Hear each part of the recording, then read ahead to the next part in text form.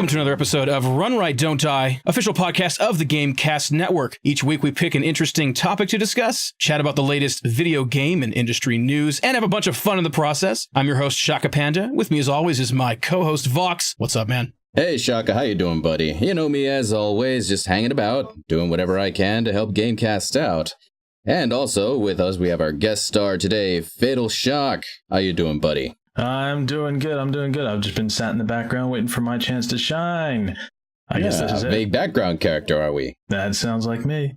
It's really exciting to have Fatalshock here. Fatal is on the opinion team, and the opinion team is going through some growing changes and growing pains, but do not fear, my friends, my dear listeners, our friends over there in the GameCast community. You shall soon get lots and lots of opinions from our buddy here, Fatalshock, shortly. I am an opinionated man, it would seem. Well, that's the perfect team for you to be on, then. Well, it's exciting to be able to have your first official reveal on the GameCast content be here on Run Right Don't Die. That's going to be a bunch of fun. Yeah. So today we're going to be talking about what we've been playing lately, a little video game news, and then the topic of the show is video game comfort food. The kind of games you just keep coming back to over and over again. You never get tired of. They always make you feel warm and fuzzy inside. That's what we're talking about today. But first, a little housekeeping. GameCast is looking for new team members. Do you create video game content? Would you love to join a team of folks passionate about gaming and content creation? If your answer is yes, then hit us up. Simply contact us on any of our social spaces and a team member will follow up with you and possibly invade your home. In your message, tell us about yourself and let us know what you think you could bring to the GC team. Be sure to include links to your work so we can take a look and see if you'd be a good fit. We look forward to hearing from you soon. Absolutely. The call is going out. We are putting up the GameCast bat signal. All of you guys that would be interested in joining up with the GameCast team and contributing your unique skills and experience to the crazy melting pot that is GameCast, you are most certainly welcome. So hit us up. We have lots of different places you can connect with us, and we're not really looking at any one in particular as the official one place to go. Hit us up on Facebook, Twitter, Instagram, Snapchat, whatever. Just come talk to us and we will connect with you and then hopefully get you in a chat with our founder, Sully, to start figuring out where you could fit in to the team. Please. So definitely, if you have any interest in that at all, hit us up. Please, we're so lonely. We're so lonely. That's why we're going to break Fatal into your needs house. more people on his team. No, that's why we're going to break into your house, apparently. It's just going to be sitting there. That's exactly it. It's going to be sitting there. We're that lonely. It'll just be me, though. It's just me. Oh, okay. Yeah, well, but then what's going to happen is that Vox is going to whisper to you while you are sleeping in his sexy, sexy voice, and you'll have wonderful dreams. Oh, see, that sounds like a good deal. Subliminal messaging at its finest. Well, first, let's jump into Controller Confessions. This is the section of the podcast where we talk about what we've been playing lately, no matter how embarrassing. Since you're the guest today, Fatal, what have you been playing, man? Confess! I have recently got back into Ark Survival Evolved, early access on the Xbox One. I've been playing a lot of it lately. I've built myself a little boat. I'm traveling around the main map on my own, killing everything I can find, and trying to build all the coolest stuff I can possibly make. And when I'm not playing that, I can usually be found on Rainbow Six Siege, which is my go-to game, and I've probably not played much else. Those are my two mainstays. Occasionally I'll venture onto something like Diablo, but it's mostly those two at the moment. But we're looking forward to a couple new releases. I'm going to be on Fortnite a lot this coming few days. Nice, nice. Everybody's got to have those games that you always just come back to, right? Which actually kind of ties into our topic, you know? I know. Absolutely, absolutely. What do you think about some of the stuff going on with Ark lately? You know, they're about to come out with release and hike the price up a little bit and all that kind of... I was just reading about this right before I came on tonight. It's ridiculous. I think I was annoyed when they brought out Scorched Earth and said, yeah, 20 pounds, please. I was thinking, you haven't even released the game yet. You must be kidding. But they kept coming out with more and more things. They kept coming out with more expansions, more tools, more maps.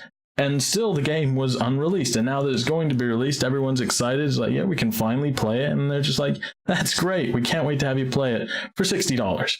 Yeah, for 60. Exactly. Now, I one quick question about the game. And it ties into one of our news topics today. I was reading about this, and they were talking about wiping servers and this and that, and I was under the impression, because I'd only played it on PC, that this was the kind of thing like Minecraft where you just had to purchase a private server, dedicated server, or host it on your local machine or whatever on the computer.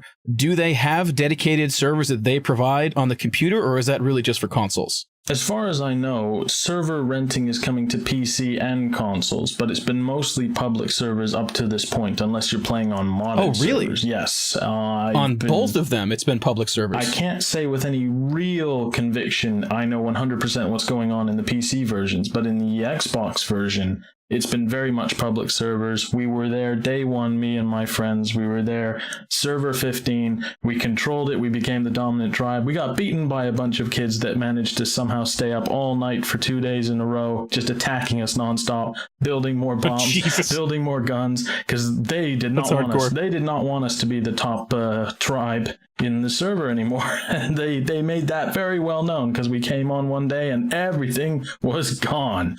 Everything we'd spent better part of 9 months building was gone. So brutal. I feel like there's going to be a lot of people really, really upset by the server wipe, because there's considerably years of content that's about to go up in smoke. Yeah, well, we're definitely going to be interested to get your unique insights, being that you're a person who's really spent some time with the game, when we get into the news later, because that is definitely on the plate. Well, Vox, what have you been playing, my friend?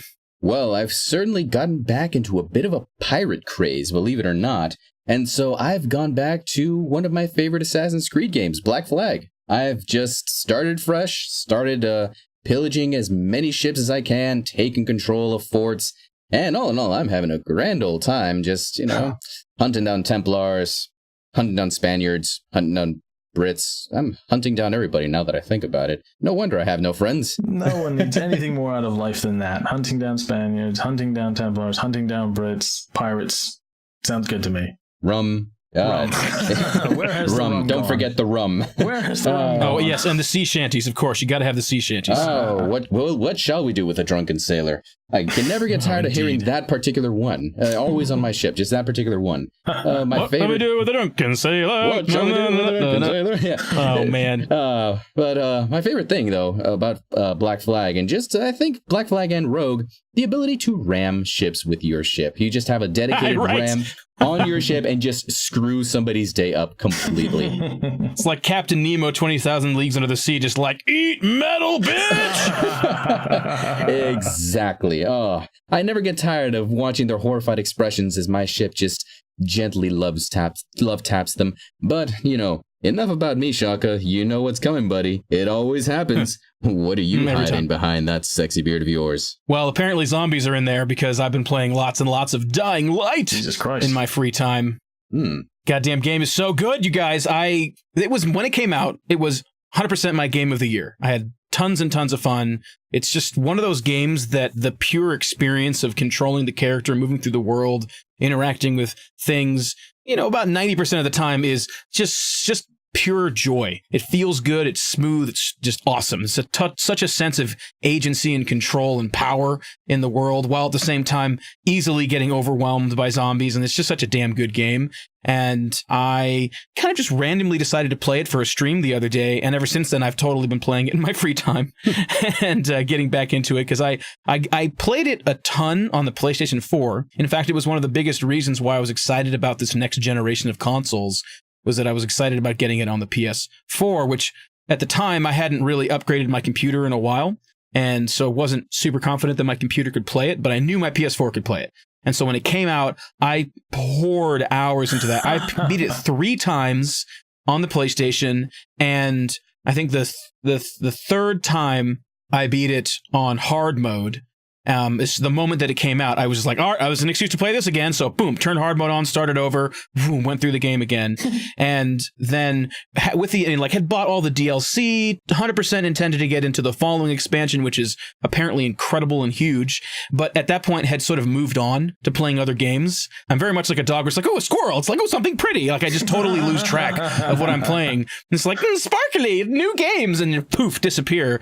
And so I have this thing where I play a ton of a game, get super into into it and really deep into it, and then like fuck off and go do something else for a while, and then come back and I'm in way over my head because I'm not like comfortable with the game anymore and not familiar with the controls. And so I 100%, without having played it for months, just jumped into playing it on my stream the other day and got pounded for 3 hours. Excellent stamina. Dude, yeah. Well, I mean, I just couldn't let that stand. So that night after I got home from being out and about, I turned it on and was like, I am going to become zombie god once more, and have just been playing it ever since. And I'm going to play more of it after we record this podcast. Like, I'm so into the game right now. It's so much fun. But yes, I'm excited to finally get into the following content. And on the computer, I'm actually playing through from the beginning on hard mode, which is different than my experience on the console, because not only had I played it a couple times already and was really like in the middle of being into it, but in addition to that, I started my hard mode off of my previous save. And so you start with your abilities, you start with your old weapons. It just locks a couple things in the game and you can kind of go through it again with a little bit of a leg up, which in a way seems sort of like how they intended hard mode to be. Because playing hard mode from the very beginning with absolutely zero help from a previous game is real hard. It's really, really, really hard. And sometimes just unreasonably punishing, but it's so satisfying when you kick ass in the midst of such incredibly difficult odds. So it's been a good time. Nice. Well. So yeah, zombies in the beard, apparently. That's what's been happening. Well, you might want to change your shampoo. Yeah, am I going to get that checked out, man? Some antibiotics would cure that right up. Yeah. I'll just, you know what I'll do is I'll just have to make sure that I disinfect my beard comb. That could definitely help. Undead beard. Undead beard. Oh God. Oh God. An undead beard with a mind of its own that has a hunger for flesh. Well, I mean, it wouldn't be too hard to keep it fed, because the beard is the flavor saver. So. Oh, the horror. And with that image in your mind, why don't we go ahead and move into the news, my friends? Goody. Oh boy! So first up in the news, Nintendo drops the hammer on Pixelmon, a Pokemon mod, a long time really, Pokemon mod for Minecraft. This article we're looking at here comes out of Destructoid. And essentially, after, a substantially large amount of time being out and about, and a very, very popular mod that apparently has built up over 520 Pokemon and has essentially created a Pokemon-like experience in Minecraft. Mm-hmm. And always looked like a mod that I would really love to do, but I've never been big into the giant, completely rearranged the way the game plays mod, so I've actually never jumped in and tried that. But it was always something that I felt like, were I into that, I would have totally done that. But evidently, they've decided to cut it down.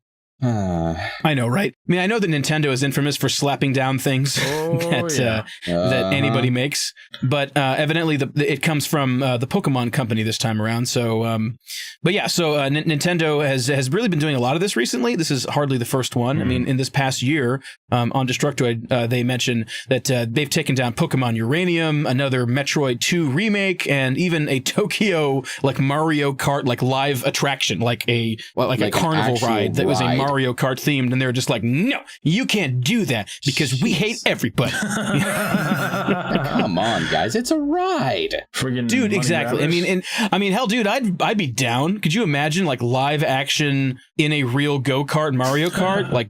Fucking deal. The problem is that it sounds like it'd be super dangerous, right? Exactly. Just take that turn with the mushroom on you, bam, straight into the side. I don't think anybody would be too happy about getting a turtle shell chucked at them, especially an explosive blue one. Let alone a blue one. Would be a bad time. Damn, those blue ones haunt my dreams. They ruined it forever. Apparently, this damn thing is all over now, so that really sucks. Now, obviously, it is the internet, and so it's gonna never actually disappear because, internet. But they will not be able to continue to update and upgrade and add more Pokemon and just keep making it more awesome. So it's going to have to be a snapshot of wherever they were at this time, and it will no longer be officially supported, and you're going to have to find it in the dusty, creepy corners of the internet, which, that's where a lot of cool things there are anyway. So it's fine. Of course. But for me, I think that the silver lining on this is that typically when Nintendo slaps down some kind of a fan-made project, it's normally somehow related to something that they are concerned about when it comes out they are making, that this product, this fan-made thing, could take attention and sales away from. So it's not always the case, but sometimes that's the case. And in fact, it was definitely the case with Metroid. It was definitely the case with Uranium. And so hopefully this is going to be like the step one in them coming out with like an official Minecraft thing for the Switch that is a Pokemon Minecraft expansion, which could be cool. Or maybe even suggesting further about the full-fledged, rumored, much talked about Pokemon actual console game. So I don't obviously really know if that's what's going to happen, but if I'm looking for a silver lining in this story, that might be it. What do you guys think? Well, I think, first off, the problem with Nintendo at the moment is that they're stamping down on these things. I hate to bring up Ark yet again, but they had a really good mod going on the PC, which had the Pokemon in the game instead of the dinosaurs. And it looked great. Nice. The graphics were amazing. Someone had put a lot of work into this. And of course, Nintendo came along and basically said, nope, you having too much fun.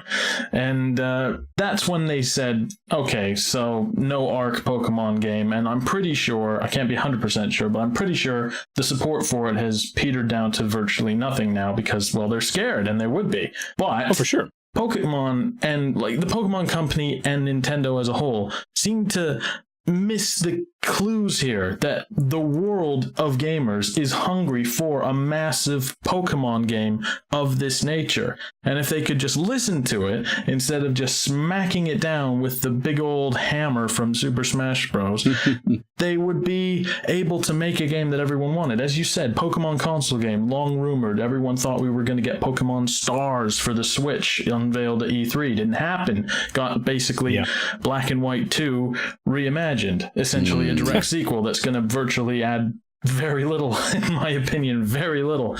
And the opportunity is there for them to make a massive Pokemon game, not Pokemon Coliseum and all those other weird spin-off games, but a massive open world Pokemon game with all kinds of online capabilities that would see them dominating the game market for years, maybe longer. I mean, it's the kind of thing that you could start as a platform and then just continue to add on to, you know, following the business model of the recent Street Fighter game or the most recent Hitman game and all that, where they come out with a basic platform. It's got the first 100 Pokemon from the original thing, and then they continue to add more and more and more, expand islands, DLC. I mean, it could be something that it just has legs forever and ever. I mean, people want Skyrimon. They just do. They just want it. They've wanted it for fucking ever, you know, and they just cannot seem to listen. So I'm hoping that it happens someday, but holy shit, Nintendo. I think they're too stubborn. I'm just waiting for the long and awaited mythical Pokemon MMORPG. That's what I'm waiting for. Yes, please. Yes, please.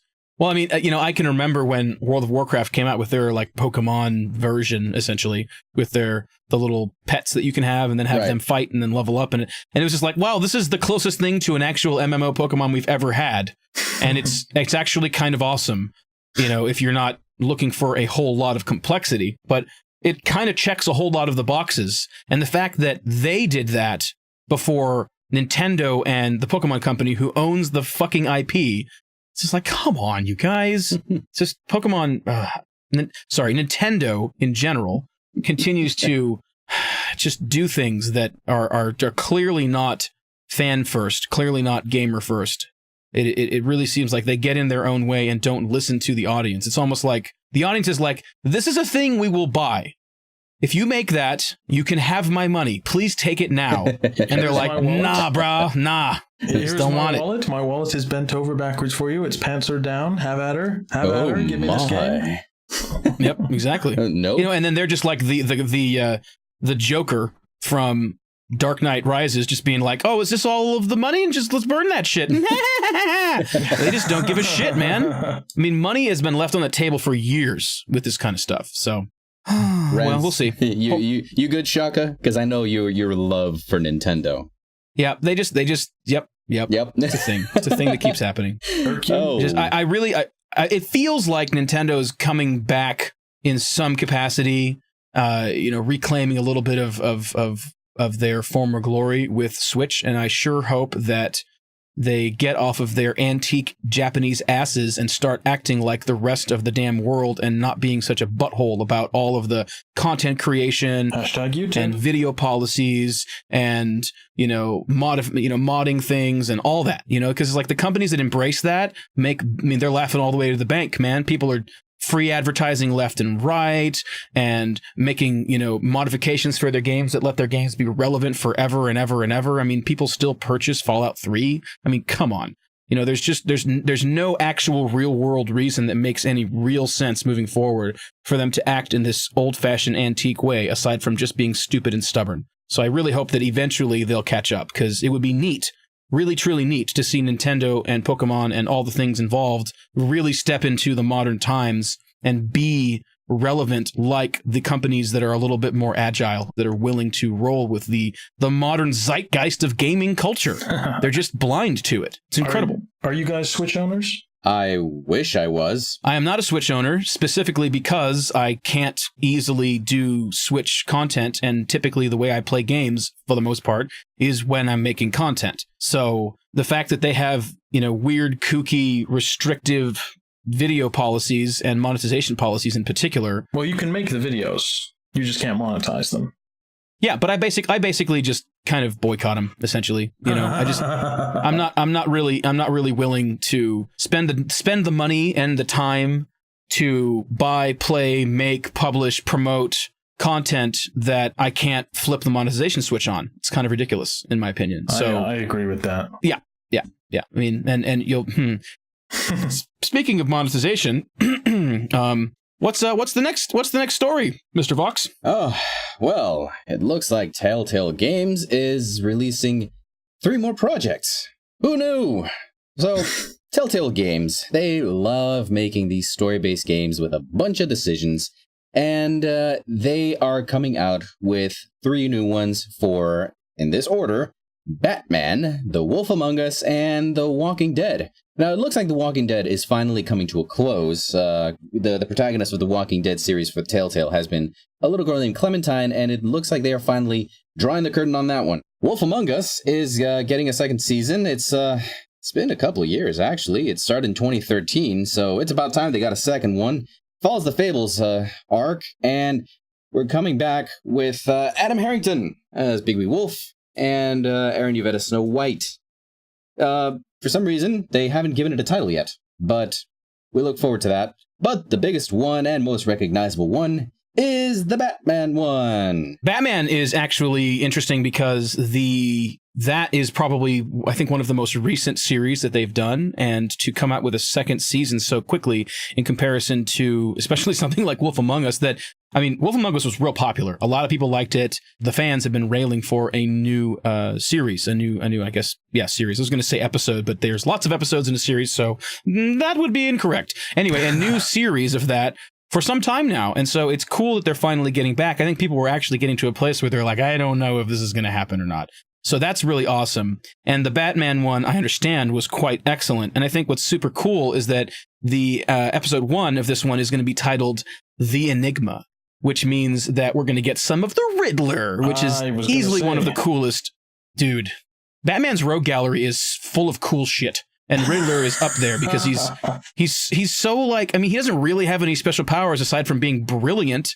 And he constantly puts Batman in all these damn awful positions. And you get to actually see Batman's master detective shine a little bit more than his punchy, kicky shine, which is awesome. Which is also a great shine. Also, too, yeah, absolutely. It's very, very cool. I'm excited about these coming out. I myself will probably not play them because because speaking of what we were talking about, kind of looping back to our previous thing, I think a lot of people don't really know this, but if you make a point of researching the video policy of the different developers and publishers of the games that you intend to make content around, Telltale has, I would say, one of the most shitty middle finger fuck you content creators ones in existence. Wow. When I first heard that their content or their video policy isn't super awesome, I was kind of like, well, duh. They don't want people posting the stories of the games and ruining the story. That's the primary value proposition of their content is we're telling a cool story. And if everybody's running around dropping spoilers in Let's Play videos and live streaming, I could see them being like, look, guys, don't do that shit. Like, don't post that stuff for like 2 months or something. Like, give people a chance to jump in and actually be part of the initial wave, and don't spoil it. No spoilers, bro. No spoilers. I can see that. But weirdly, that's not their actual policy. Their policy is, we love when fans post things like Let's Plays and stuff, but we're not comfortable with people monetizing copyrighted content. I actually pulled up the only place that they actually talk about this officially is on this thread where somebody is asking about their YouTube permission, and this is it. This is the only place. And in fact, whenever anybody asks about it on the internet, if you do a search for Telltale video policy or Telltale monetization, Telltale Let's Play policy, whatever, you will get people linking to this article. And in it, somebody named Matt P., who is a Telltale staff member, says, hey guys, I just want to make sure everyone is aware that we don't mind fan-made or Let's Play videos. We do not approve of monetizing copywritten material. Said, I've asked this question to my superiors, and they have confirmed that we do not allow this. So let's unpack that real quick. This could be an entire episode, but let's just real quick unpack that. And I'm excited that Shak is here because my man Fatal, he's got opinions, and I want to hear your opinion on this. All right, because I think a lot of people hear that and they go, "Whoa, it's up to them, fine." And yes, legally it's 100% fine, but it's not so much that it's out of touch like what we were talking about with Nintendo, where they just make it tedious and frustrating to try and make content for them, especially monetizing content. This is, in my opinion, just plain shitty. Because they're saying like, yeah, make content, spread the word, evangelize our product, free product advertising, do it. But don't make any money. Or we'll sue your ass. Right, I mean, exactly. And it's essentially what they're saying is, hey guys, buy our game, record content, spend all the time, energy, and money producing it, publishing it, promoting it, curating it, making more and more episodes, do all those things. But, oh, would you like to make some money? Go eat a dick. That's essentially what they're saying. All that time and energy you put into promoting their fucking product, they're like, nah, bro, you don't deserve anything for that. In fact, you should pay us to buy the game, and then you're going to spend all this time and energy promoting our game for us for free, and go fuck yourself.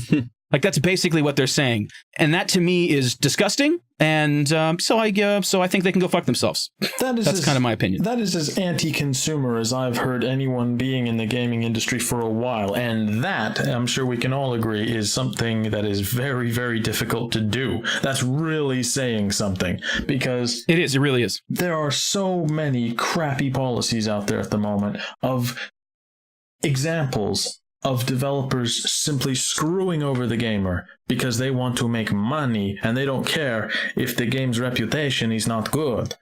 They just want to essentially fuck us over because we'll pay and then they don't have to put in the work. And that's essentially what Telltale Games. I'm glad you told me this because I have never played a Telltale Games project. That's hard to say. And I never will either. Now that I know this, that's disgusting. Yep. Absolutely repulsive. Yep, it is. I am repulsed. It's absolutely disgusting, isn't it? I am repulsed by that insane idea. Yes, okay, you can cover your legal ass to high heaven if you want to. You can try and pull out the Nintendo card and say, oh, well, it's their company, it's their project, and it's their product. They are entitled to do whatever they want with it. In fact, they 100%. Don't even have to sell it to us. And that's where I just dropped the, okay, you just sound like a raving fanboy hammer. But essentially, it does come out of the same sort of bag of crisps. And what I mean by that is that you have this incredible idea of for a game, and you make it into a game that is a story that has branching storylines and alternate versions, alternate endings. You make essentially an RPG with only a certain number of directions to go, but lots of choices to make, which is what Telltale Games do, every single one of their games. But hearing this is completely devastating as far as they're concerned, in my perspective, because I am not going to touch any Telltale's projects anymore. I never have, but now I won't even consider it because that's a disgusting practice. For starters, as you pointed out, rightfully, they're going to be getting so much free advertising. And it's not like they're being Nintendo, where they're just like, no, you cannot monetize your videos. No, not unless you're in our back pocket or you're our best friend. Then you can monetize your videos. Yeah, they literally, in Nintendo, you have to send it in to get it approved, which of course absolutely torpedoes any of the timely value of putting out early content, which is a big piece of how you get seen and grow as a small channel, or even just how you get trending as a big channel. You don't put out content for a game and expect it to be successful and trending a month or two later, you know? So like, who the hell knows how long their video review process is? Or I believe you can also like get approved to work with them, but then you have to like exclude. I mean, again, this is a little bit hearsay here, because I was speaking with a friend who's a huge Nintendo fan, and was talking about what needs to happen for you to be able to monetize Nintendo content. And they're saying they also have a program where you can join with them, but then apparently through the outlet you can only do Nintendo stuff. Like that's it. So it's don't quote me on that, because that is something that I trust the individual. They're a peer, a content creator who I trust. It sounds familiar. But I haven't like read that from a press release from them, but I wouldn't fucking be surprised if that's exactly what their policy is. That's exactly the sort of thing they do. It is. And the thing of this that's truly mind-blowing is that, and we should move on because we can talk about this more, but the thing of this that's truly mind-blowing for me is that the arguments that people make whenever I bring something like this up, because it's a pretty well-loved series, and so people get into they get a little bit of like fan rug burn and aren't willing to like hear that that the company that makes the games that they love are kind of a bunch of cocks when it comes to, yeah, exactly. And what ends up happening is that they're like, well, you know, they have the right to do that. And it's like, yeah, 100%, you're right. They have the right to do that. Well, you know, and you know, they're afraid of that. It's gonna cost them. You know, it's gonna cost them money. That they have the right to try and protect their content. You know, if people watch their games, nobody's gonna want to buy them. It's like, that's not true at all. It has been 100% proven to not be the case. In fact, I can remember when Far Cry Primal came out, Ubisoft was like, so we're gonna literally use Let's Play content as TV commercials for our game. And they did that. And did that game's flop? Fuck no. That game was real popular. So that's just not real. The idea that people making content of your game and then at all is going to somehow cause problems. And obviously that's not their problem. They want you to make content of their game. They just don't want you to have any way to monetize your efforts, which is just, it's disgusting. They should be fucking ashamed. Well, you can have your fun, but don't cut into our profit margin. No. Well, exactly. Yeah, that won't actually happen. It's not going to cut into it at all.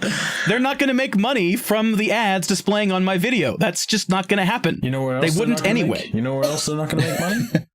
Me. From you. They ain't going to make money from me. Well, I guess technically they could make ads from my video. I don't want to say ignorant shit. They technically could claim the video and then have YouTube run ads against the viewers. That's a thing that could happen. But it seems like deeply backwards. Anyway, moving on. Vox, don't let me go too long on that kind of shit, because I'll get crazy and then it'll be just a rant of me screaming. All right, I'll cut you off at some point.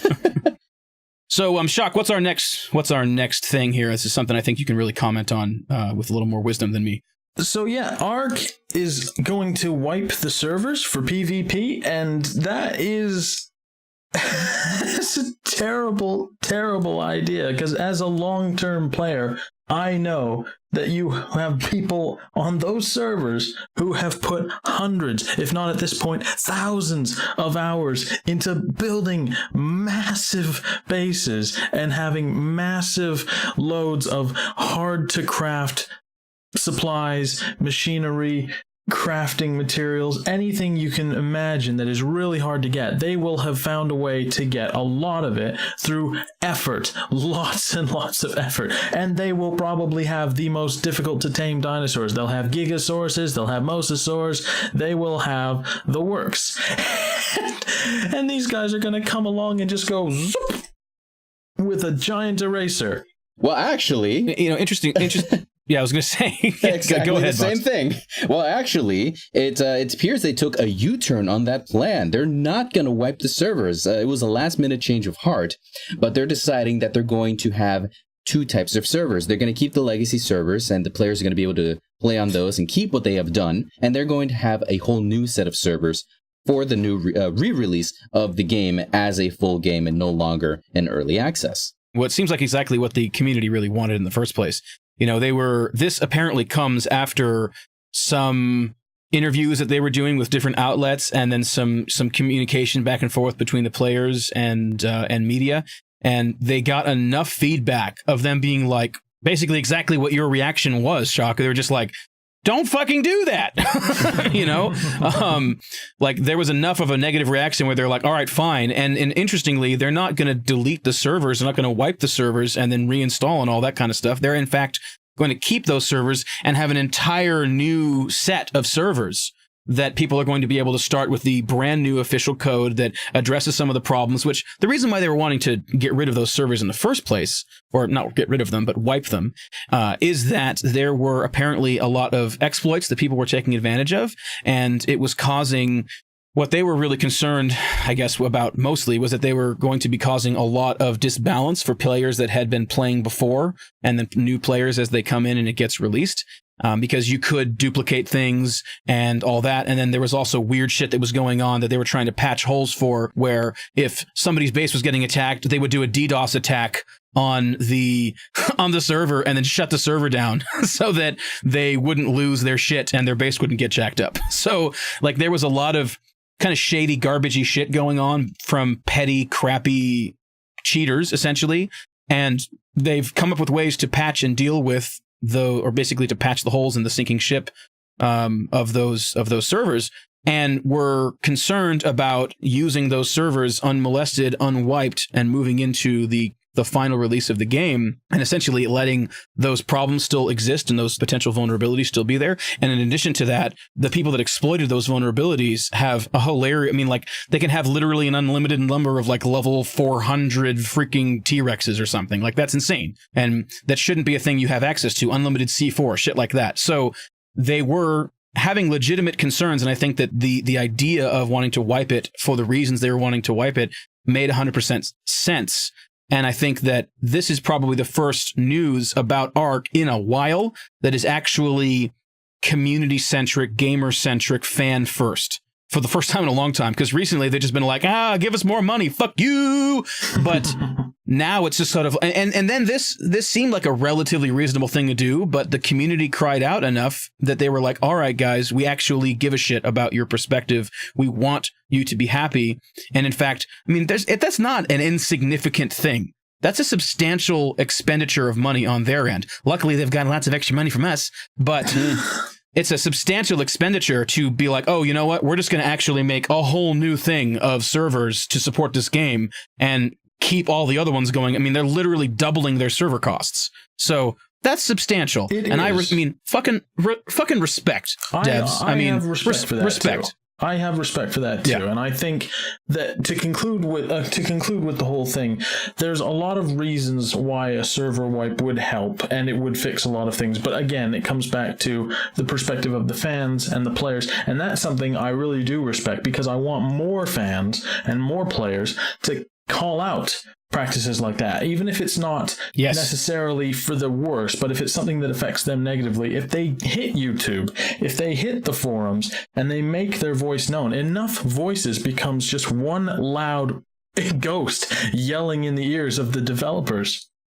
constantly hitting them. And they're smart enough to know that games, particularly like Ark, they exist solely to be, well, not solely, but they mostly exist to be multiplayer-driven, servers full. And if they can't fill those servers, they don't have anything. Like some devs seem to struggle with these days, they know that the importance is to keep their fan base happy. And I have to say, even though the motives behind that are purely corporate, in my opinion, purely in the best interest of the game, not necessarily the gamers. For me, it's them intertwining. It's the best interest of the game and the wishes of the gamer colliding as one, and in a perfect spell. But you still need the developers to step up and say, right, okay, we will do that. So props to them for actually doing that. And it's a good thing that money finally went to good use, because that price hike was insane. So at least they're using that money for something semi-positive for the community. So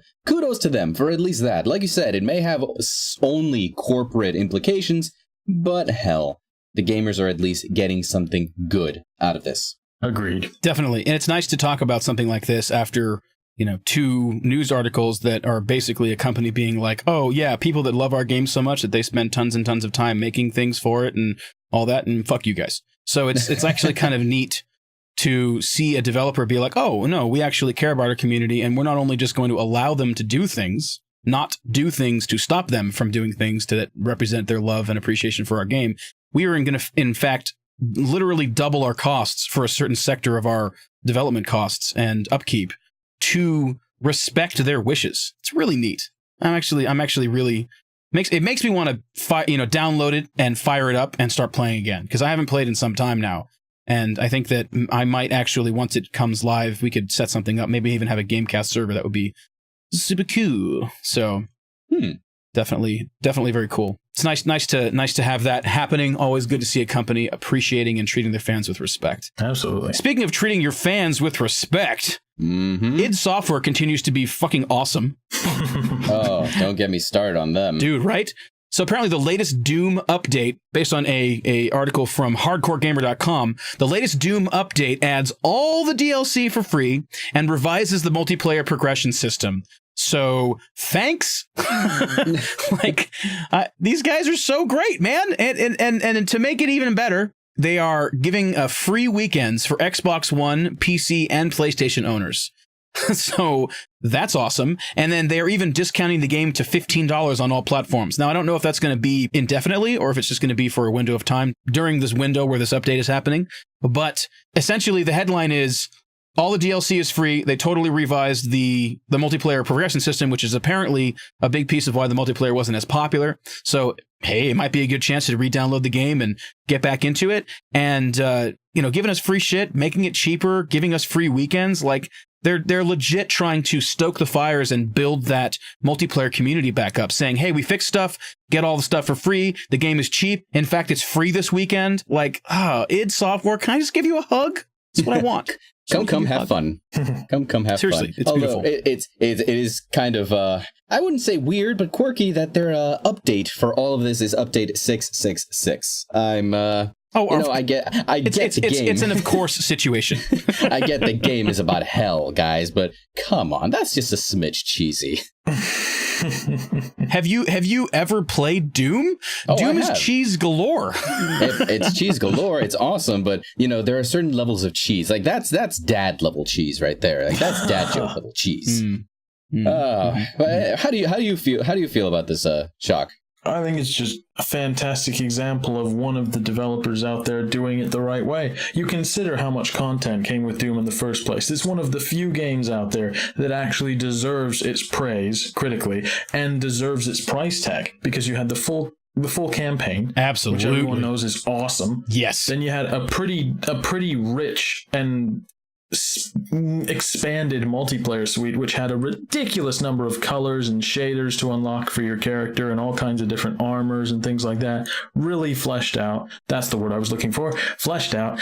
And then on top of all that, you've got a brilliant map maker called SnapMap, which makes multiplayer last almost indefinitely. You can just spend hours just playing things people have downloaded. Admittedly, let's not kid ourselves, admittedly about 90% of it is crap, but occasionally you find these absolute gems that you can play with your friends for ages. And then all of the additional tools to make the SnapMap came with the DLC, and there were more maps, there were more demons. It's just fantastic for them to give us all that for free when they've already given us a game worth its value, which in this day and age is getting so difficult to say 100% honestly that a game is worth its $60 price tag. That one actually was, and it continues to keep giving us great stuff over 2 years after its launch. How can you argue with that? I know. I mean, and just one final thought on this. Just, if you haven't played this game, go get it, obviously. But something else that they've done, which, when you were saying that it's, feels like games are less and less these days really worth the cost for admission. I feel like another problem is that I feel like a damn beta tester half the time I'm playing a game within the first few months of it coming out. And especially on the PC, I feel like I get left in the dust and they don't give two shits about the PC people because for some reason everybody's focusing on consoles, and let's not get into that. But it is, this game was so well optimized. It ran like a dream on the computer. I mean, just silky smooth, I basically just rolled my face to the right on my keyboard and everything just worked. I mean, it was perfection. It was just so good. It played so well, so smoothly. Oh my God, I could gush about this game forever. Smooth. Yeah, and then for this game as well. Exactly. And then for them to do this, I mean, thank you. More, please. Just leading the charge. More developers. Hey, look at this. You see us singing the praises of these guys? That's how you do it. That's how you do it. You're putting videos on YouTube about how great they are. Yep. We'll do that about you if you do the same thing. Yeah, right. Exactly. I mean, Ubisoft. God damn it. I mean, basically, in my opinion, I might have a thing against them. Oh, perhaps. I'm looking forward to hearing about this. Oh, yeah. Well, you know, what's cool about all this is that it seems like there are more and more developers that are reacting to the modern game culture and doing things that are really, really fan first. You know, you look at companies like id and the stuff that they've been doing lately, especially something like this, and it's clear that they've got a clear picture of wanting to take care of the fans and make them happy, and that's actually good for them financially, like you were saying. So there's nothing wrong with that. Everybody's happy. And the same thing with companies like Devolver Digital. That's like my favorite publisher ever. They are 100% taking care of the fans, taking care of the content creators, making it fun, easy, convenient to play their games, to love their games, to promote their games for them with content. You know, more companies need to act like these guys. They should be the shining example. Very cool. My favorite designers going at the moment are CD Projekt Red. Oh, right? Let's not get me started on how fantastic Witcher 3 was. Or how much you're looking forward to the next thing. Oh, don't... Yeah, no. Okay. Okay, Cyberpunk 2077 is probably my most anticipated game of all time. I know, right? I mean, I played... multiplayer. It's... Are they saying that it's going to be multiplayer? They've confirmed it's going to be multiplayer. Holy shit. I mean, I played all the Witcher games. They're one of my favorite game series. I think it's amazing. I think Witcher 1 is a massively misunderstood game that is truly a masterpiece. And to see what they've accomplished with their skill set and modern technology now with Witcher 3, it is still one of the best games ever made. It is still something that you could bring. If that came out right now, it would be competing with everything else that's coming out right now. No fucking problem. You know, I think it's one of my favorite games of all time. Easily. I think it was absolutely incredible. Easily. And I just can't. Oh, man, dude. Cyberpunk is going to be so awesome. I just want some gameplay. Come on, just a tease. Just something. Yeah, just give me something. Anything. Yeah. I know. I must have watched that trailer like 100 times at this point. Gentlemen, please contain your orgasms. No, sir. No, can't do that. Denied. Well, why don't we go ahead and take a quick musical break? When we get back, we'll get into the topic of the show, which is video game comfort food. The games that you keep coming back to and give you those warm, fuzzy feelings. You're listening to Run Right, Don't Die, official podcast of the GameCast Network. We'll be right back.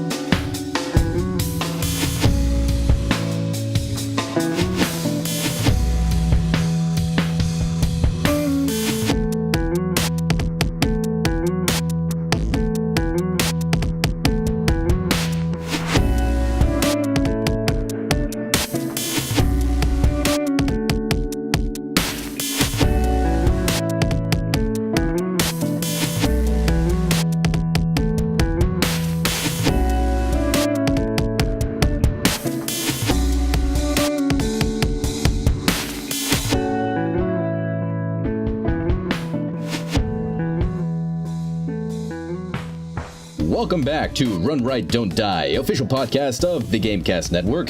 We're going to move on into the topic of our show, video game comfort food. You know, those games that you just keep coming back to, those games that you love and give you those warm fuzzies inside whenever you play them, just that rush of nostalgia.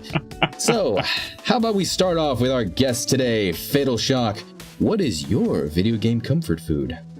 Oh my goodness. There are many games that I just always find myself going back to every now and then, like Witcher 3 again, as an example. I keep finding new quests that I didn't know about. I've put over 150 hours into that game, and that for me is huge because up until that point I had been multiplayer only. It was the first single player game that I really invested into. Really? For like as an adult, yes. I'd been all about, does the game have multiplayer? No? Then I'm not playing it. But I remember remember seeing screenshots of The Witcher 3, and I remember thinking, well, that's a pretty game. I'm pretty interested in that. And then I saw the trailers, and I was like, yeah, I'm going to try that game. You know what? I'm going to try that game. And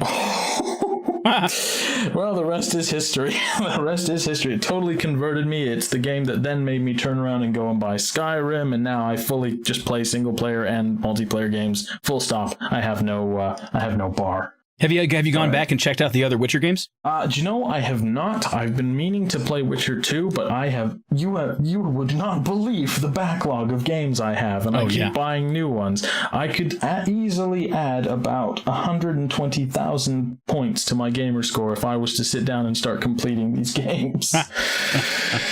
It's just crazy, but for sure. I always go back to The Witcher whenever I'm just sat there. I'm not really sure what to play. I want to play something, but I can't quite get there. I don't know what I want to play. I'll either play The Witcher or I'll try and relive my glory days from when I was about 20 years old and I played FIFA online in essentially just online single player role game. It's called clubs. Essentially, you play the role of one player on the team and you've got all your teammates online and you try and work together like an actual football team. And I got so hooked on that and I made myself so good because I played it so often that I ended up playing for the #1 club in North America, because at the time I was still living in Canada and it was a really big deal for me. That's awesome. Every now and then, it was good. Damn. It was really good. And every now and then I still buy FIFA every year, even though I never put anywhere near as much time into the clubs modes, because in my opinion, they'll never be as good as they were back in FIFA 10. But I always have like clubs in the background. So if I ever really need to just play something nice and simple, FIFA always finds its way into my Xbox. Never fails. But I'd say the comfort game that I most commonly play, and this surprised me because if you told me a few years ago that this would become my comfort game, and none of my old ones, not my Gears of War, reliving the glory days of being a master Gears of War player, not even that. It was actually Rainbow Six Siege that came along and became my go-to game. I play it all the time. I'm almost always on it. Every time my friends are online, because we've got a little clan going. We've had it going since the game launched, since the beta launched. And I've used this game to meet so many of my best friends that I've actually gone out and traveled down to other parts of England to meet, and it's been a real important game in my life. So was Destiny. I met a lot of friends on Destiny as well. And every time I pick up this game, I know that I'm going to play a different way, even though there's only 10, 12 maps. I know that I can get in there, I'll play against different people, and there's always so many different strategies. It will never play the same way twice. And that makes it such a great game to just pick up whenever I'm having a rough day at work, which happened today, by the way. I'm glad I had this to look forward to, or I don't know what I would have done. But coming on here to being able to play Rainbow automatically can get me through a day because it's so simple for me. And I'm one of those guys who, even though as a youngster I was screaming obscenities at everyone online and how I was going to get them banned, and you know how it is when you're a teenager, but sure. But as an adult, I've found myself in a sort of a zen, which is ironic because our clan, our little clan, is called Art of Zen, which has nothing to do with my zen. But I always find myself in a zen mode now, so that I can get pissed off at a game like Rainbow, like, oh, you cheater, or oh, you this, like, you know, you get the adrenaline going, you get the competitiveness coming out. But I'll still be like, even when we've blatantly played against hackers, like actual hackers, which do exist on the game, even on console, even when we've played against them, I'm just like, right, next game, loading up the next one, I just keep going. I cannot stop playing. I just keep going and keep going and keep going. And I had that with Destiny, and then they ruined it, and now I've sort of turned to Rainbow over the last almost 2 years now. It's just unbelievable. I'm hoping Destiny 2 is going to be a big hit so I can have multiple games to turn to. But yeah, no, my be-all and end-all game, the one that I've probably played more than any other game, is Rainbow Six Siege. Well, you know, maybe you'll have to help me try the game, because I got it, I think, for free somehow a while ago on the Ubisoft store, or what is it, the Uplay, and didn't really have anybody to play with and was never much of a military shooter guy, and just I've literally never played it. And so you might be a good person to help me show me the ropes. Are you on PC? Yeah. Oh, see, I'm an Xbox man. I'm the console guy that we talked about at the beginning of this podcast. I am the consoles. I am the It's funny you say that, because as a kid I only had PC, and my favorite games growing up were Harry Potter 1 and Harry Potter 2. I freaking loved those games, and I was a PC gamer. Awesome. Episode 1 Racer was my favorite racing game of all time, and that was the best Star Wars game of all time as well, except until Battlefront came out. And that was just like, I gradually switched to the Xbox when I couldn't, when my PC just couldn't hack it anymore, and I never really went back. But my laptop is more than capable of running really good games, so we'll have to see. We'll put that on the back burner and see what comes up. For sure. That'd be fun. Well, Voxman, what is your chicken fried steak with gravy and bacon and what is your comfort food, my friend, in gaming? Shaka, don't do this. I haven't eaten. Oh no! Oh God! It's gonna make you hungry. I'm hallucinating now. Well, let's see. If I had to say, okay, so don't judge me, but I am oh, well, there we go. I am a bit of a Bethesda brat. Like, my go-to games are all Bethesda games. My absolute favorite of all time, ever since it came out, Skyrim. I cannot get enough of that game. So good. Yeah, I just love Skyrim. I love it. It's such a great game. And it's the game itself, yes, the story, everything. But it's the mods. There are so many mods for that game. There is so much you can do, so many adventures you can have. For example, I tried the what was the name of that mod? Enderall.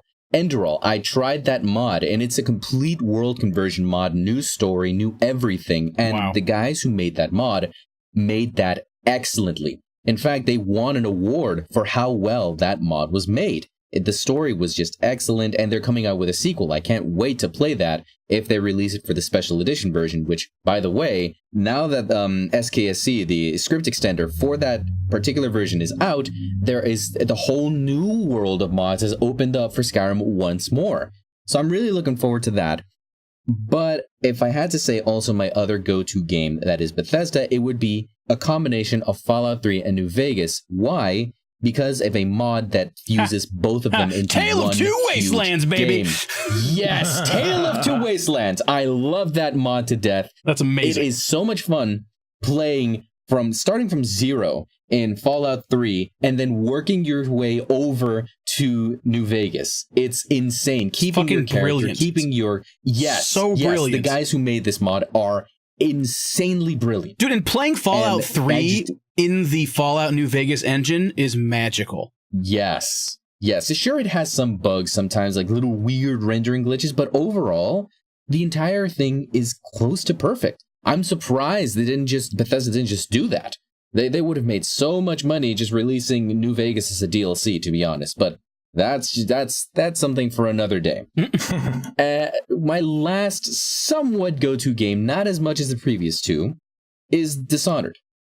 I don't know why. I just really like Dishonored. The storyline for some may be a little slow, maybe a little boring, but I find it really intriguing. The whole, using the plague to subvert a country. It's and then just the whole aspect of being able to have all these powers as an assassin, kind of fusing Assassin's Creed with magic, but all the same, a great game. It reminds me of going back and playing different levels or replaying levels over and over again on GoldenEye back in the day, where you map the levels out, you've got them memorized 100%, you know where the characters are, you know where the enemies are, you know what their walk patterns are, you know where to put remote mines to make them blow to certain different areas in the level, like all that cool shit. And like that, I totally get where you're coming from, where you've got a game that inside out that has a really strong game mechanics, and you're replaying a single player game over and over again.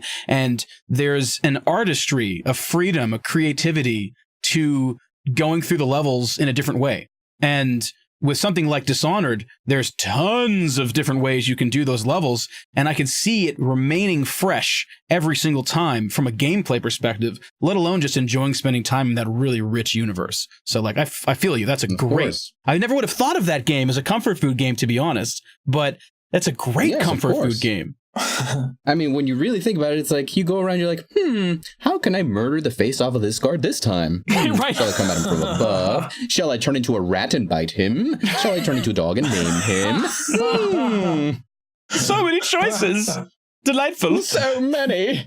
My mind is overthrown. That's awesome. That's awesome. I love it. That's part of the reason why I wanted to do this subject, is that I'm like super duper curious what you guys were going to say. Not just because I'm curious what your choices would be, but also because it's sort of neat to see what people get attracted to for their go back to it over and over type games. And like, I 100% never would have expected you to say that game. Although now that you say that, it's like, oh yeah, I could totally see that. That makes tons of sense. So you're making me want to download it and play it again. It's a thing. That's so much fun. I really recommend it. Did you play the second one yet, man? I played the demo, and I have not actually gotten around to playing the second one, so I'm saving that for a rainy day. Oh, there you go. Did you pick it up yet? It's still in its cellophane. Oh, no, really? I haven't bought it yet. I have not bought it yet. But when the time comes, I feel like there's a certain point in time when you're like, yes, now is the perfect time. Now is the time. This is my moment. This is the moment I was waiting for. Put on the mask, go stab some shit. What about you, Shakka? Yes, exactly. But tell me, Shakka, what about you? What makes you warm and fuzzy? Well, so a little bit of these are going to be a bit of a deep cut. My number one comfort food game is Jet Set Radio from the Dreamcast. Ooh, wow, interesting choice. Yeah. So you'll notice a theme in the games that I'm going to talk about, and the theme is that they have a really interesting and satisfying gameplay experience. Specifically around traversal, a lot of the time, is something that I really get attracted to for my comfort food games, because the minute-to-minute experience of playing a game, the feeling of moving your avatar through the world, if they nail that in a unique, interesting way that gives me a lot of strength and freedom and agency in the world, I tend to be drawn back to that because I want to experience it again, almost like you would want to, go skateboarding or take a bike ride or go hiking or something like that. Like the experience of riding a bike doesn't stop being interesting because you've ridden a bike before. You know what I mean? Like it remains entertaining. It remains fun. Or, skateboarding, rollerblading, whatever it is that your sport want to do. Like that stuff remains fun because the feeling of zipping down the road, with the wind in your face and, that's still fun every time, even if you've been on the same roads before or whatever. And that's sort of where I'm coming from with this, is that the experience of controlling a character and zipping around the world, listening to the super kooky, cool music that like for real set the tone for music for me for years after that. That game encompasses so many things that I love. It's weird, it's kooky, it's Japanese, like distinctly Japanese. It has lots of fun, weird music that has this sort of indie rock techno vibe, but with a hip hop flair, all of which is like, yes, please. And it's got something to do with rollerblading, which I was a very serious, aggressive inliner, like grinding rails and jumping down stairs and all that shit back in the day. So like it checks that box for me too. And like, so it's got so many fun things. It totally does so much good stuff. And the way that the game wraps up once you've played the entire game, it unlocks all of the levels with 2 different modes. One mode, you can go in and the challenge is to do a super fast run of spray painting all the different things you could possibly spray paint, along with some extra sort of bonus opportunity spray paint things that aren't normally there. And that basically gives you a set amount of time, like, oh, you can play the game for 600 seconds or whatever. And then there's another one for a different amount of time that's really just go in and do a bunch of cool tricks. And so it actually creates these modes for every single level in the entire game that allow you to go back and experience them, but not just replay the level as it was in the story mode, but literally turns the levels into playgrounds for you and gives you like a legitimate thing to try and achieve, or just gives you like 600 seconds to fuck around. And that's why I keep going back to that game, is that you can just flip it on and you doesn't take any damn time at all, and you can just goof around, and I'm still good at it, and it just feels good to fly around and zip around and grind on this and jump down that and listen to the fun soundtrack, and it's all warm, fuzzy feelings for me. And the fact that it's come out on as a special editions, like up-res widescreen versions of the game that are available on PC, PlayStation, like it's just so fun. And so it's one of those things that remains downloaded on my PC that I just pop in every once in a while and play. Something similar-ish is Skate. I don't really go back to it and play it much these days because it's not on the new consoles or PC. It's only on the PS3, and mine's not set up. But in the PS3 generation, that was a game that basically was always, in its case, next to my system, like slid between that and my Xbox, because I was always flipping it in there and playing it. Because it's just one of those games that you can just drop into, and just the experience of playing the game, you can kind of make your own fun, as it were, jumping and trying to string together different combos and stuff. And the game doesn't have a progression system where, like, you get to level 5 and you can jump a little higher and it's a little easier to balance on a rail. Like, it's not like that. It's, if you handed someone a controller who had never played the game before, and then you gave me the controller, it's a completely different game, and I have a completely different set of abilities and things that I could accomplish, and it's just because I have experience. It's not because I have levels and gear or whatever. So it's 100% skill-based game, and that really attracts me to games. And again, it is just a giant open world that is just a playground. And so that's a lot of fun. Nice. Yeah, it's such a good game. And in fact, they recently sort of kind of announced that they're going to do another one. I think it's EA that makes those games. They said they posted a tweet that said Skate 4 period. That's it. Oh. And so we're all kind of like, like, make more, please. So I hope that really happens. Skate 3 just came out. Skate 3 just came out on backwards compatibility on the Xbox One. So if you ever have one of those bad boys, help yourself. I have an Xbox One, so that means I don't have it on Xbox One, though. But if something comes out backwards compatible, you can buy it on the Xbox Store. You can buy it. You can buy it on. All right, so I'll see you guys in a month. That's amazing. I'm legitimately going to play that today. Now that you told me that is exciting to me. I really hoping I didn't just. No, it's in there. It's there. I'm kidding. No, for sure. Right. Now, then the final one, which I've already talked about a bunch, so I don't need to go into anymore, but is Dying Light. That's another game that I come back to a lot. It's hands down the most fun, like running around parkour type traversal system. It's got a super cool world. It's like endlessly fun to kill zombies. That does not get old. It's violent and gooey and ridiculous and fun to like drop kick them off of. Yes. Drop kicking them off of buildings, chopping their heads off, ripping arms apart, kicking them into things. Like, that's just fun forever.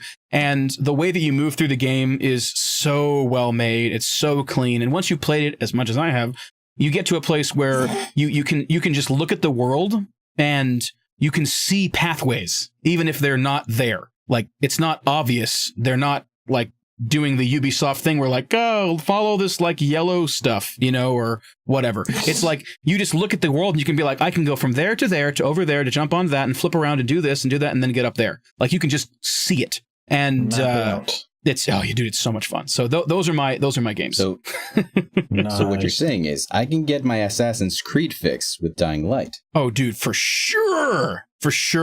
Seriously. And if you want to play it, I have it on PlayStation and PC. So if you have any interest in playing it, I will fucking play it. Hint. Hint, wink, wink. All right.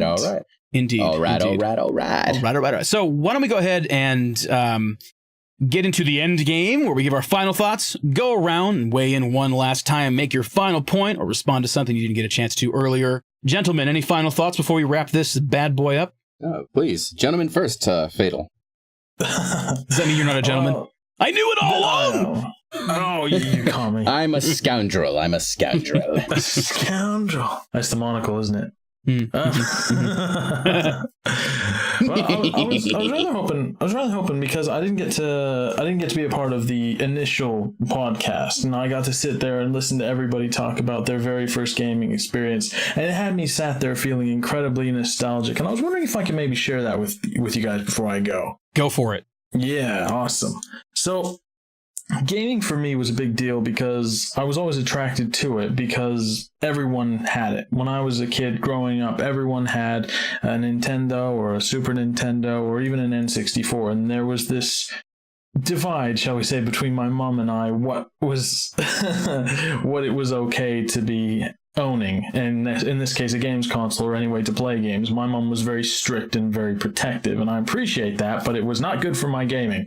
But I remember I became obsessed with this kid's mom looked after me sometimes after school, and we used to sit and watch him, because he was a bit of a jackass, just watch him, me and the other kids, play Nintendo 64. He was playing Super Mario 64, and I had never wanted to own something so badly in my entire life.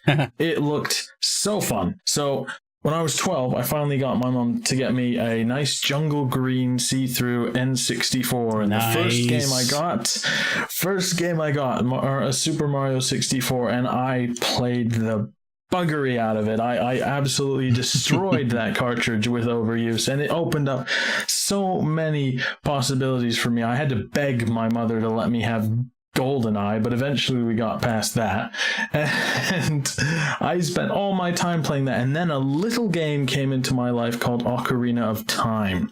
I was waiting for you to say that.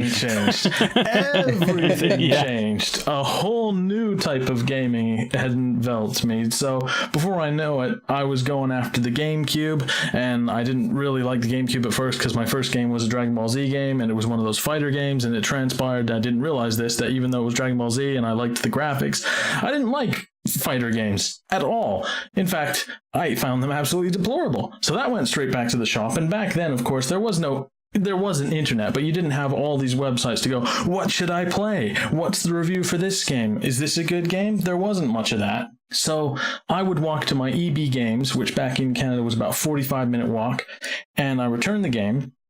And I just remember looking at this wall of GameCube games. It was like, well, any of these any good? And of course the guy behind the counter was trying to recommend me like Metroid, and I didn't really think that looked very interesting. But I found one very, very white looking, like white colored disc case for a little game called Super Mario Sunshine, and I brought that up to the front and I said, is this one any good? And he says, well, I personally didn't really like it, but I know it's popular. Well, I played the absolute buggery out of that game and mangled that disc to high heaven, and again, Super Mario, super awesome. And after that came the Wii, and I stood outside like in freezing minus 34, I think it was. Dude, I totally did the same thing to get my Wii. You guys.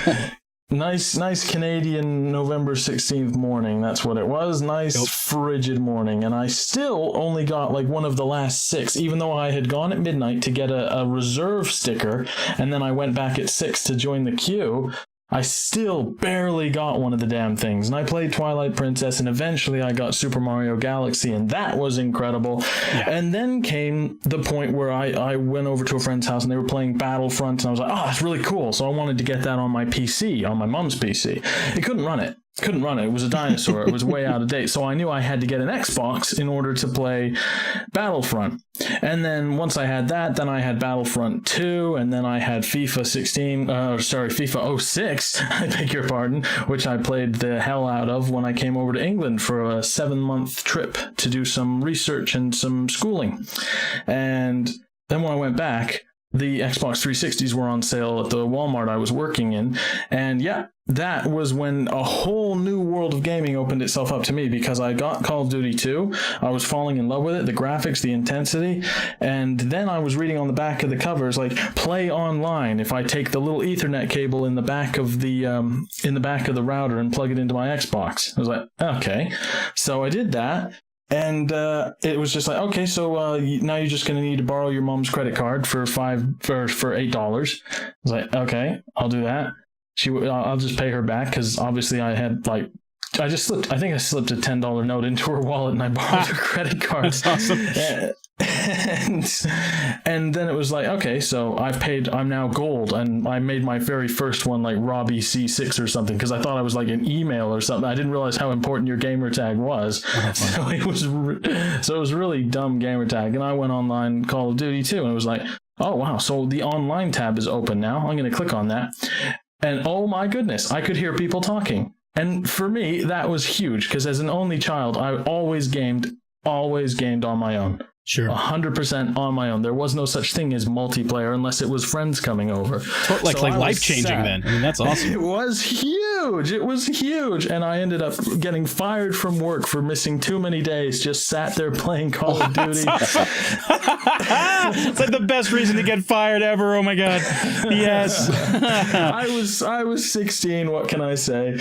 But the next year, I became old enough to purchase a game that would consume me for 2 straight years. And that was Gears of War. Yeah. I played that. I was being homeschooled at the time, and I played that 6 hours a day, every day for almost 2 years. I fell in love with that game. I went hardcore. I became a really good player. I joined all kinds of clans. I joined Battle, whatever the hell it's called now, the MLG thing, whatever it was back then. Oh wow. I don't remember, like Battle something or other. For those of you that aren't familiar, MLG stands for Major League Gaming, which is basically like, actual let's get prize money gaming. Yes, pay to game because you're that awesome. And I was on leaderboards, and I actually entered in this little like mini tournament where they were trying to get players from different countries to come together. And I actually represented Canada as this team of 4.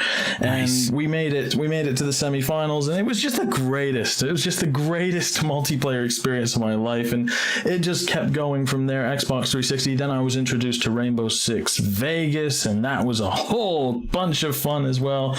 And it just kept going and going, and eventually, Xbox One came along. I think after the 360 came the PS3, then came the Nintendo Wii U. No, I think it went Xbox One, Wii U, finally PS4, and now Nintendo Switch. And I just buy them all, man. I just buy them all. But gotta have all the things, man. You can't miss those exclusives, yo. Well, exactly. Unfortunately, my PS4 barely sees any light, and my Switch sees even less light because I am predominantly an Xbox player because of how much of my time in online gaming is owed to Xbox 360. I've recently reached, I think this Christmas will be my 11th year of Xbox Live Gold.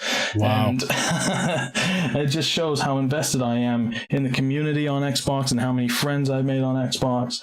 And unfortunately, my day one Xbox One is on the fritz now. It's not reading discs very well. It's about to die, but there's a little replacement coming out at the end of the year, which I'm looking forward to very much indeed.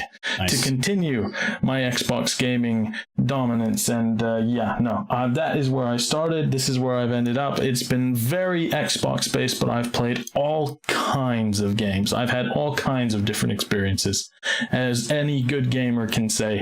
Truthfully, they have also. Oh, absolutely. And I love that, just like most of us, you started with Nintendo, because Nintendo is and seems like always will be the ambassador for gaming. You get started there, and then sometimes you do other things, but Nintendo seemingly always has a special place in a lot of our hearts. They have a role to play. They absolutely do. So, right on. 100%.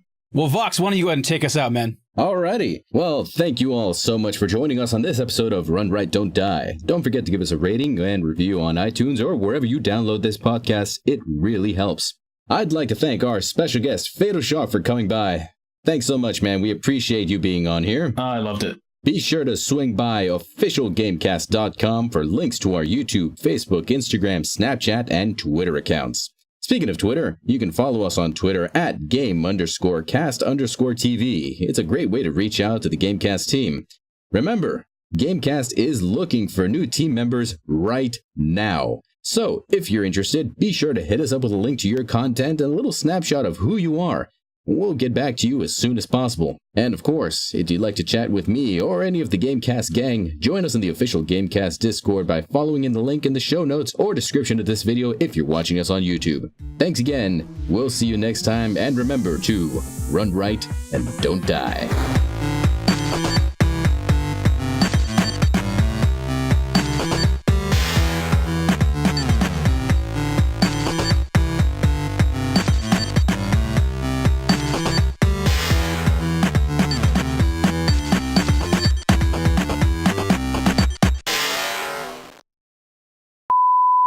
Welcome back to another episode of Run Right, Don't Die, the GameCast official podcast.